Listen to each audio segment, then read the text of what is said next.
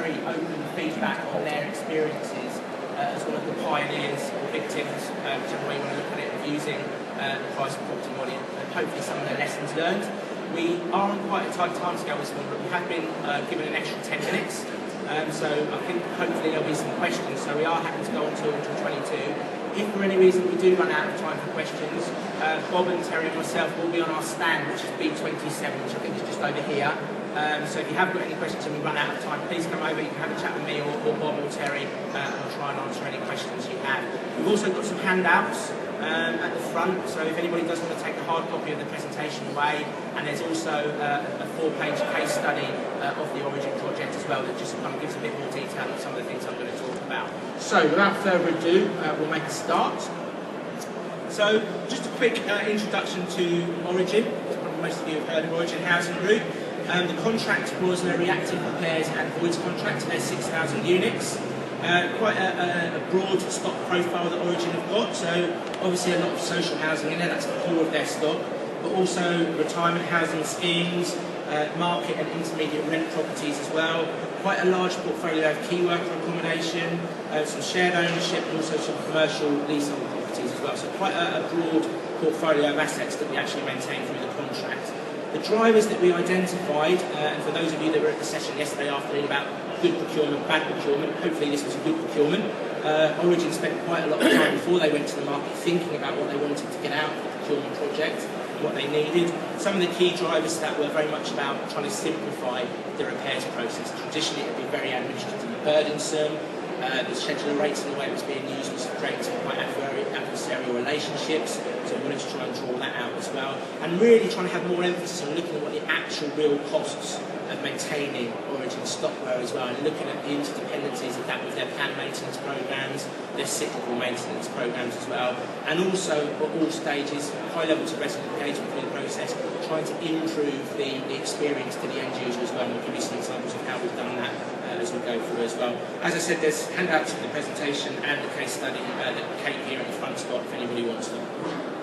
The procurement process we used, which is the one we would always recommend if you are thinking of using price property, is a very lean form of competitive dialogue. So we're not talking about having 100 dialogue sessions with 20 contractors.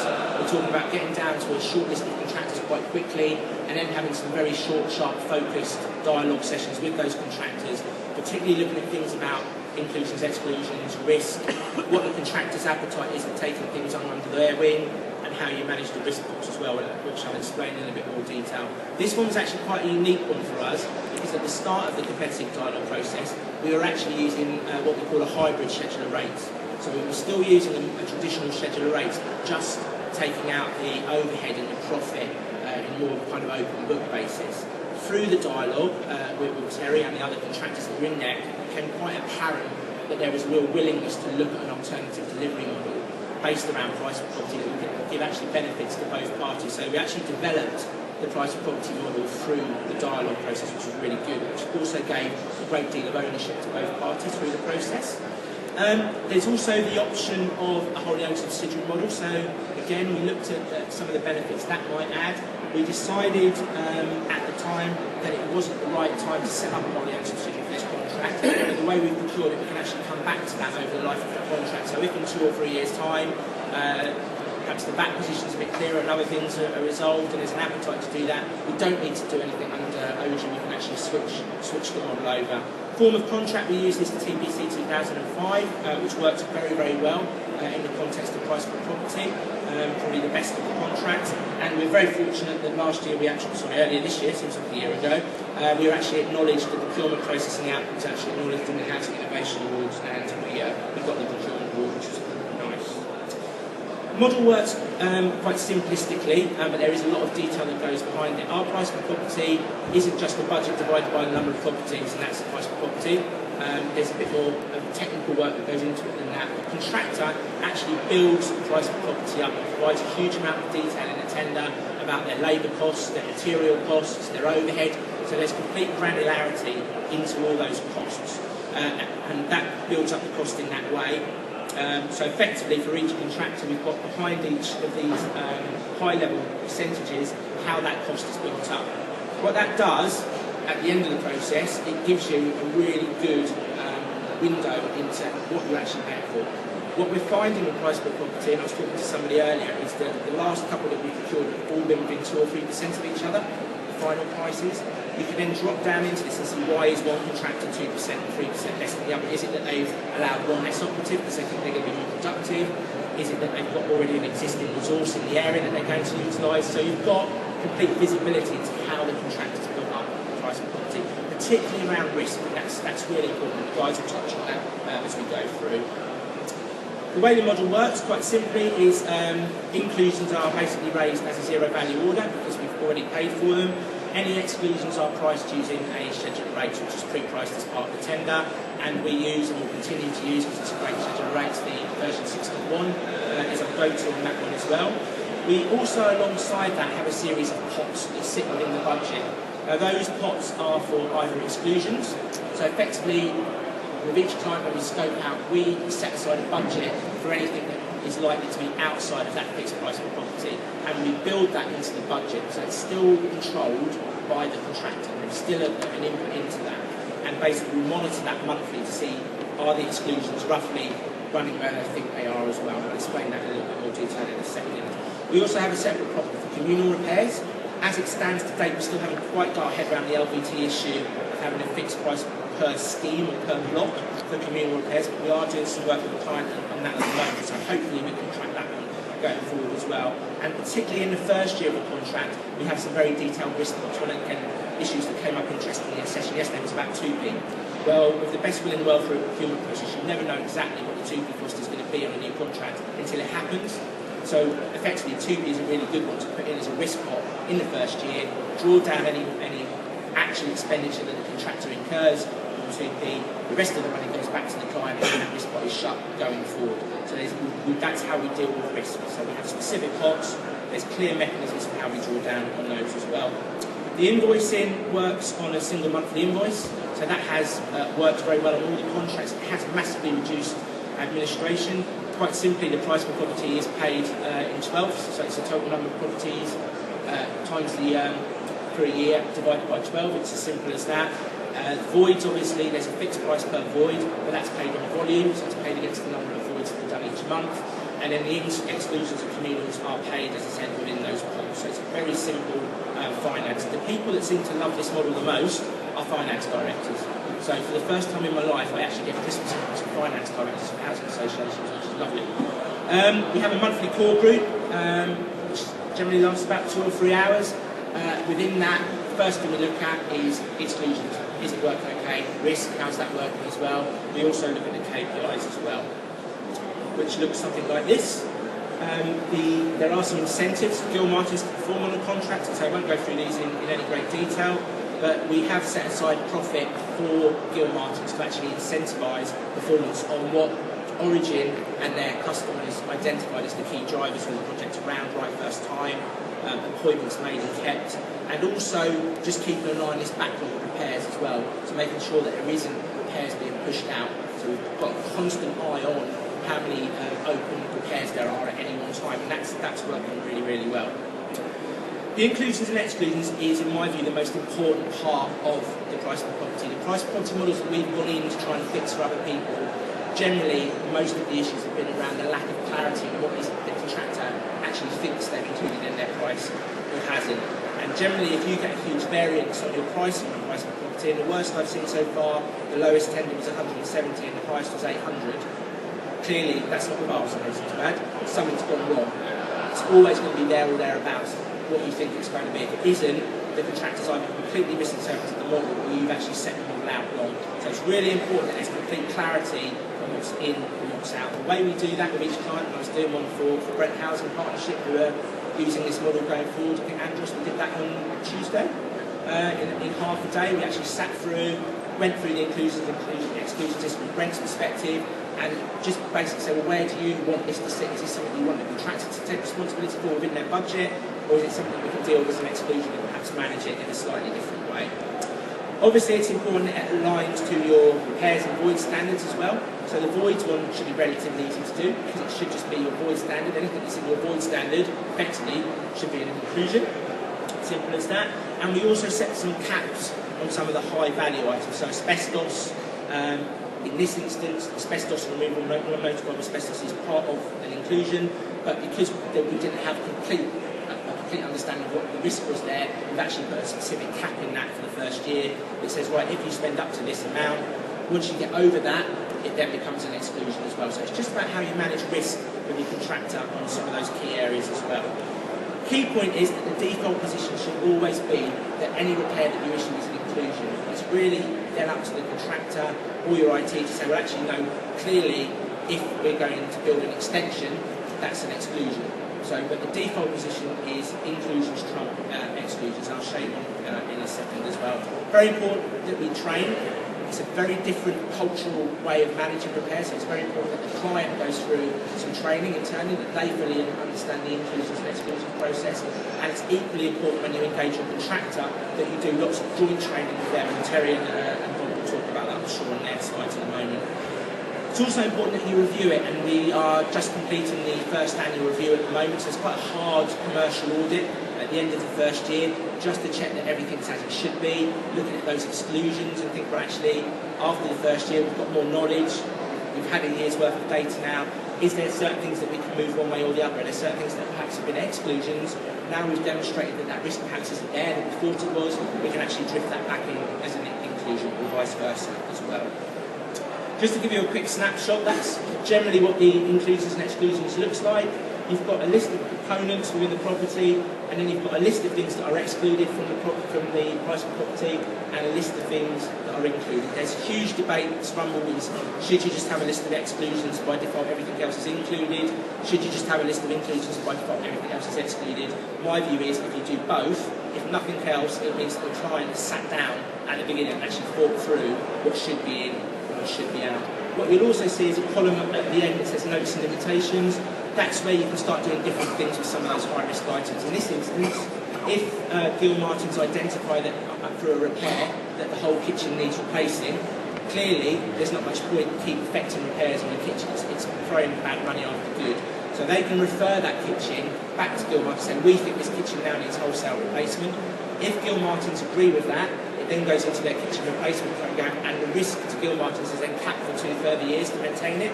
If after 2 years Origin have replaced that kitchen, any work that Gilmartins then do on that kitchen, which is effectively in disrepair, becomes an exclusion. Not every client does that, everybody does it with different components, but again, it's just about taking that holistic approach to asset management as well, and it's really using the repairs data to help drive, which is where I think the best data is really repairs data. The communal repairs, slightly different. As I've said, that's delivered through a schedule of rates. Voids is a fixed price per void, and the internal and market rent voids, we actually do those through a schedule of rates because the work is generally quite small. They tend to be quite quick turnaround. We didn't see any benefit in having a fixed price per void for those because they are so different. So we actually do those through a schedule as well. The annual review, quite straightforward. We're in at the moment doing that. It's looking at both parties' data, making sure that the costs are where they should be, looking at the supply chain costs. So the whole idea of that is that we use that to then reset the price of a property for year 2. So the whole concept of this model is the price of property is reset annually for the life of the contract. The idea is that we're looking at overheads. Was there things that we've done in the first year where perhaps we can be a bit slimmer in year 2? Can we move things around a bit? So the whole concept is we manage risk out, we manage waste out through the audit process, and hopefully see that price per property reducing a little bit year on year, at the same time delivering some really good performance. Some of the examples that we've been looking at specifically this year are around scaffolding. We've had some issues around scaffolding, so we've got some change in working methods.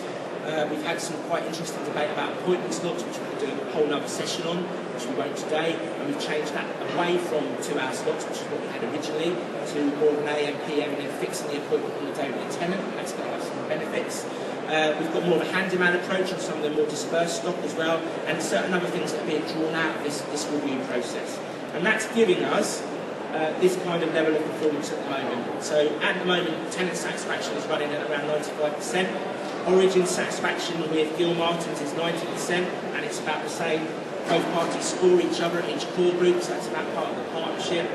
Appointments being kept, which we're seeing across the board on all PPP models, because there's more emphasis on the contractor managing the people appointments is up towards 97%. Right first time, 89%. For last month, we didn't have a single repair that failed, so we have no recalls. We've reduced the average end-to-end time of repairs. It's worth saying that we've now only got 2 classifications for repairs. We've got fixed now, so an emergency, which is attended within 2 hours and rectified within 24, and everything else is appointed at the tenant's convenience. Those are the ones we've reduced down now below 10 days, which was our target at the beginning.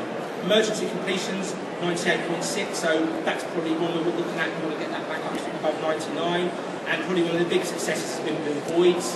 That was one of the big targets we set ourselves in the first year, was to actually reduce the construction time of voids. So we've got the target's 10 days. We've now got that down at the moment to around about 6. I think we actually had it below 6 for a while, but it's hovering around the 6. And Gilmartins are actually incentivised £15 per day for each void that they deliver early, which obviously quantifies back to the rent.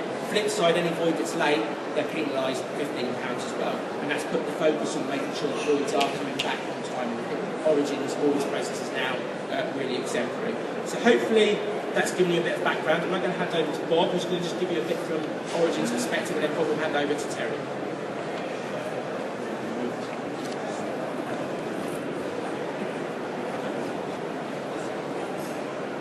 Okay, good morning everybody. Matthew's given you the theory, and I'm going to give you a little bit of information from my perspective as the client. He's talked a bit about exclusions and inclusions, and that's the critical thing for us. We have quite a detailed list of inclusions and exclusions. I'm aware from talking to other housing associations that there are versions there with much smaller lists of exclusions, and I guess it's just an issue of how you balance the risk with the value for money. In terms of briefing staff and training, I think you can't do enough of that. Even now, we're still having issues about interpreting what is an inclusion and what is an exclusion. We want to move to systemised ordering. We don't have that at the moment. We use Orchard Housing Management, and we want to move to a situation where, because of the order location, if it's a leasehold property, it will automatically recognise that it's an exclusion and issue that order in that way. We made a bit of a mistake on mixing our tenures up. So Matthew's slide earlier showed that we have quite a, although we don't have that many properties, 6,000, we have quite a wide variation, different types of properties. And in our price per void model, we combined market rent with key worker, which produced a perverse result. So our reaction to that was to withdraw that from the price per void and operate that on schedule of rates. I think the big attraction for me for price for property is around getting the contractor to behave in the way you want them to, and particularly around getting the job done right first time, because if they don't and it's price per property, they have to go back. It's at their cost. So it's a model that is intended to provoke the right behaviours. Around KPIs, pain and gain mechanisms, it's about making sure that drives the right behaviours. I think we've had in the first year some strange results. We've issued a lot more orders than we did in the year prior to going live with this, and what we've realised now that it actually isn't more work, but we've split it into more orders, and that's because of the way the KPIs are set up, and wanting to make sure that if you have a multi-trade job that the contractor isn't penalised because he has to wait for the longest part of that job. Whether you agree with that or not, that's what's happened. IT is an obvious one. I think we both, client and contractor, have got pretty good industry standard systems, but getting them to talk to each other has been hard work.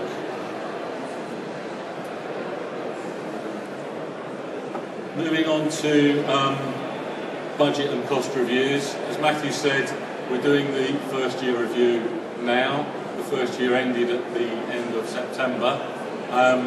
The lesson learned from that is don't wait until the end of the first year, because it's I think it's not stealing Terry's thunder, but it's the first time for Terry, for Gilmartins. It was the first time for Origin, and we're finding out things that we probably should have known some months back. So my advice to anybody thinking of doing it is do your cost reviews probably quarterly. That's what we're going to look at doing in year 2. We have some caps in the model. One example of a cap is jetting. So we said we would jetting up to £20,000 is included in the price per property model. But guess what? Every plumbing job tended to be regarded as jetting miraculously from year 1 onwards, and so that was something that we had to deal with. Something else that came up was particularly around roofing and jobs that were over 3 stories. Then we get into a debate about if it is over 3 stories, are we just paying the extra over amount, or is the whole job an exclusion? And that's something we're still discussing. I think we've resolved it now, but it's been an issue throughout the whole first year. We misread how much we would need to reserve for exclusions. We spent more on exclusions in year 1 than we anticipated, and particularly what's coming out of that is it would make sense for us in year 2 to have a separate budget for communal repairs, which we didn't in year 1. Also, I'm aware there's a big debate about how prescriptive or how accurate your front end diagnosis should be. We've taken the view that we want it to be as accurate as we can. We use Locator Plus. We've transferred the call handling to Gilmartins staff. So the objective is to try and get the right operative with the right materials to the front door with the right time allowance. We know we won't get that right, but we think it's a good idea to try and get as accurate as you can, rather than just, can you go and repair the house, we don't really know what's needed. Another issue that's come up is the model, because although we're a small housing association, we look to build 250 to 300 new homes a year, so every year there are properties coming out of defects. The way the model works is that they don't count as a price per property until the next anniversary of the contract. So something coming out of defects in October, Terry won't get paid for it until the following year. That was perceived as a risk for him. I think in the first year it hasn't actually transpired to be much of an issue, but it's something we will keep in mind. Initially we were going to go year 1 on the schedule rates basis, learn from that, and then move into price per property from year 2. We decided to go for it from year 1, partly because Gilmartins had already been working with us on an interim basis for over a year. We felt they already had a good knowledge of our stock, so we went from year 1. Obvious one, leaseholders can't be charged through price per property, so you have to do that through a schedule rate, so you have the accurate cost data for recharging. Communal repairs I've already mentioned. Another issue is, when does a responsive repair become a major repair? When do you move it out of your response repairs budget into your planned budget? That's something that's caught us out a bit in year 1. We're going to try and do better in year 2. We've debated various definitions. Our current version is a job that's more than 8 hours in terms of the aggregated standard minute values, or £750 is a planned repair. We'll see how that goes. Finally, for me, there have been times when I thought, sod this is really getting too difficult, let's just go back to schedule rates. Everybody knows where they are with that. But from my perspective, that's a game as a client, you'll never win the schedule rates game. So for me, it's worth hanging on and trying to make price per property work. And finally, just keep talking to the contractor. We've got a really good relationship. We fall out from time to time, but we're still talking, and that's me done. Thank you very much.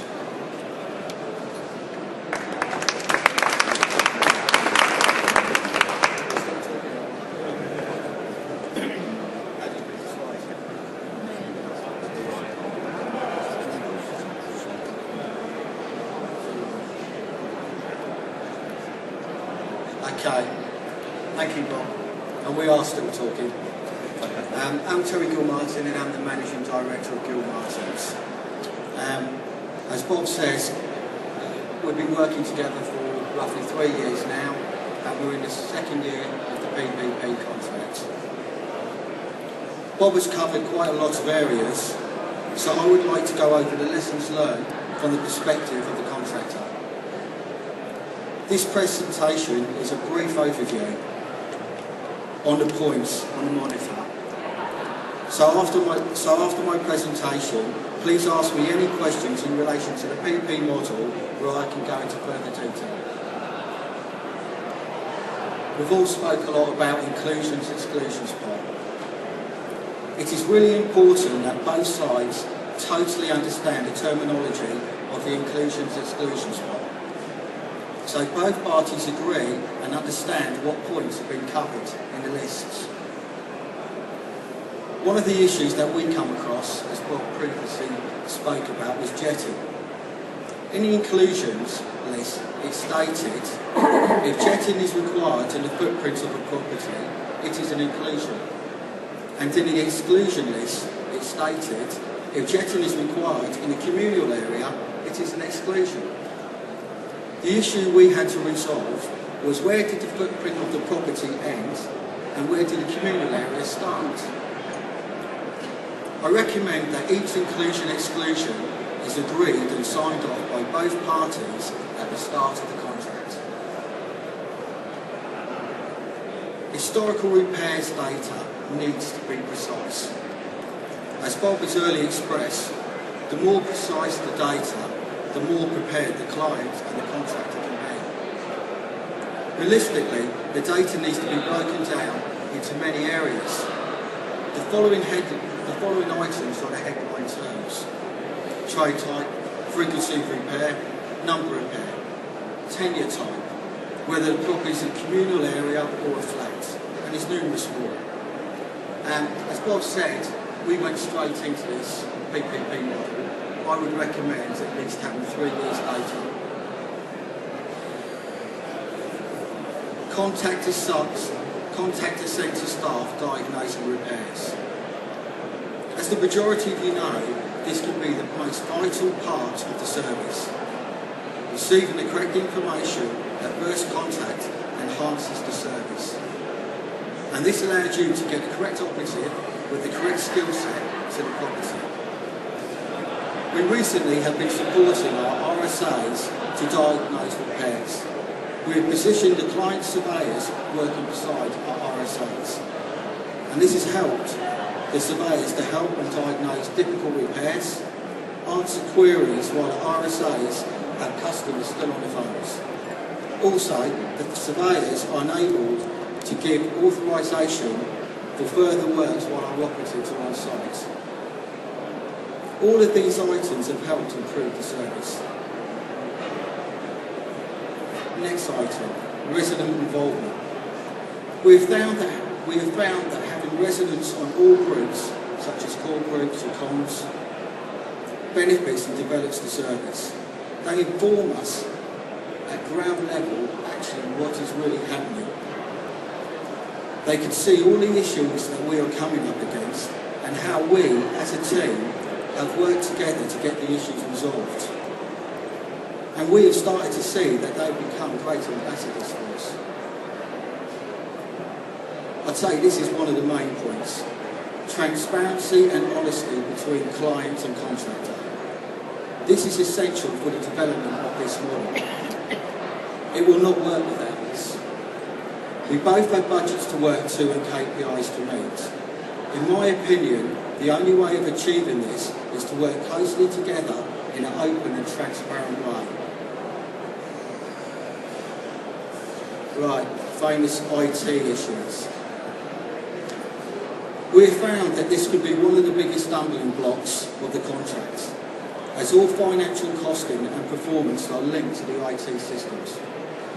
One of the problems we had to come over was the financial interface, and there is still issues.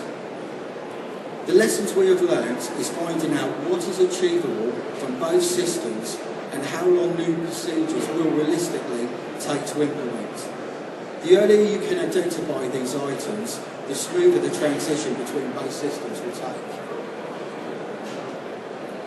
Commercial meetings, monitoring expenditure on budgets for client or contractor.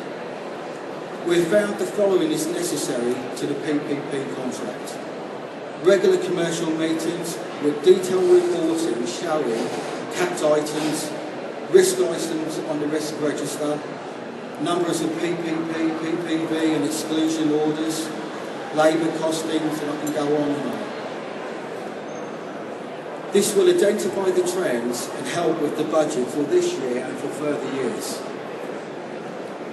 Risk register. Identify areas of concern to reduce liability to the contract. I recommend close monitoring of the risk items to see if they stay within their caps. Produce monthly data at the commercial meetings to monitor the expenditure and the frequency of the repairs. From close monitoring, we can put a cost element against the risk and include these items in the PP model in year 2. This reduces the risk to the client and helps build trust between both parties. Longer period of mobilisation to take into account the new model. As early as possible, retrain the operative's mindset relating to repairs. This will get the operatives to carry out further repairs to the property while on site to reduce visits. Staff training, so they can understand which category the repairs fall into, whether the repair is an inclusion or an exclusion. This will reduce purging of the IT systems later when carrying out our realigning to both systems. Thank you very much.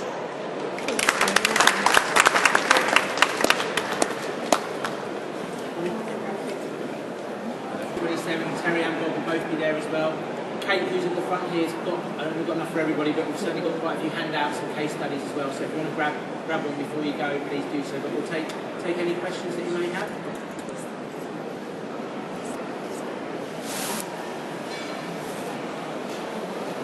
Hi there. This is it's Neil Foley, Procurement Consulting. This is a question for Terry. Hi Terry. One of the potential benefits of price per property is when the operative goes to site to undertake the repair, the ability to ask the resident, you know, are there any other bits and pieces that need doing? Because under a PPP, you know, one of the biggest costs is actually getting to site and getting away from site. But if you're there to actually undertake additional work, if that's possible. What I'd like to know is how you overcome some of the cultural problems or behaviours with the operatives and trying to drive the right behaviours that really could benefit the PPP. No, you're correct. It's essential to try and maximise that visit, and we've had to change the mindsets of our operatives. Bring them in as early as possible and try and explain to them what the benefits are for the company and themselves to go out and do the repair at first visit and identify, while they're on site, further repairs. The terminology we use is an MOT. Just while you're there, have a look around, identify further repairs, even the customer may not have noticed themselves. Relay the information back. So yes, there has been and it's ongoing all the time, because with our operatives there's all a schedule of rates, so changing the mindset is an ongoing practice.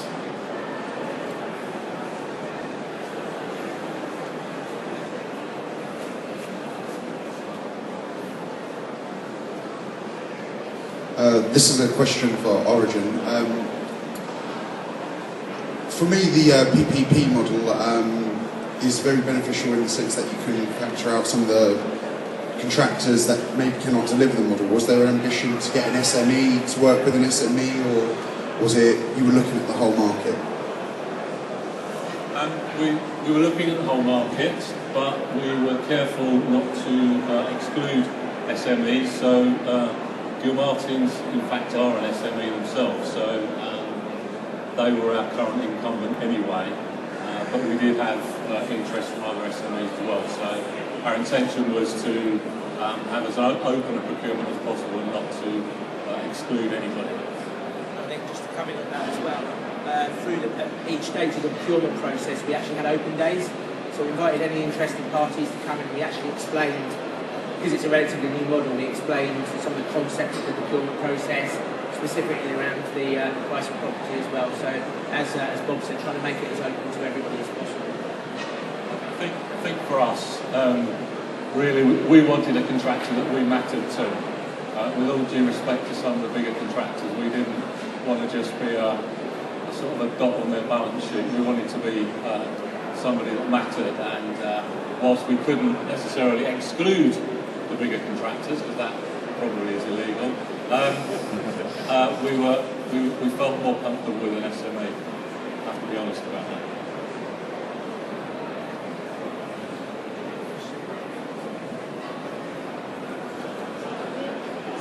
Sorry. Thank you, Mark Ingham from Cord. Just a general question, really. Have you found any reduction in repair volumes from the price per property model, or is it just too early really to analyse that and say that that's happening or it isn't happening? It's too early to say, because as I said in my bit of the presentation, we have actually generated more orders.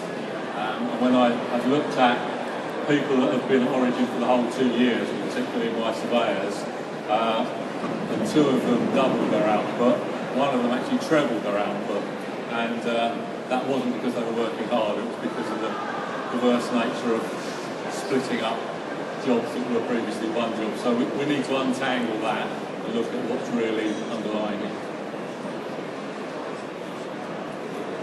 Hello, Elena Tim from Chartered Institute of Housing.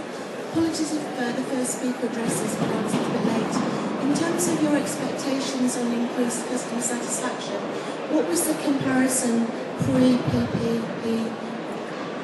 Was it, one would hope it's a lot better now, but given what you said about encouraging multi-trades and operatives on site, how's that shown? And also I'm very interested in actually how you've changed the mindset of your operatives, having worked in the industry a number of years, and what's the magic bullet? Yeah, on the first point on customer satisfaction, I think the last month before go live, September 12, we were 84%, and as Matthew put up on the slide, 95. I think, to be honest, that is probably Gilmartins' performance. I think the overall score for Origin was 92. So we survey 100 customers independently using a market research company. So that must mean 3 customers were dissatisfied because of something Origin did. But nevertheless, it's 84 plays 92, so an 8% improvement in a year isn't bad. And I think there was also some of the enhancements to the service about the more flexible appointments. That's been very well received. Certainly the residents on the call group that I know Ray's had, who's our resident sort of call group, had some very positive feedback. That people about now being offered more flexibility, the sort of more routine repairs being built around their availability rather than we come in a week on Thursday at 10 o'clock. Yeah, so there's been some real pluses from a resident's perspective, definitely. In relation to the operatives, yes, it's an ongoing process. It's bringing them in and more explaining to them so they understand what the benefits are. And it's an ongoing. We see a reoccurrence where people revert back. Some of them won't embrace the ideas, just like when new technology comes out, PDAs, they won't embrace it. Just education. That's the only way we've done it, and we're still doing it.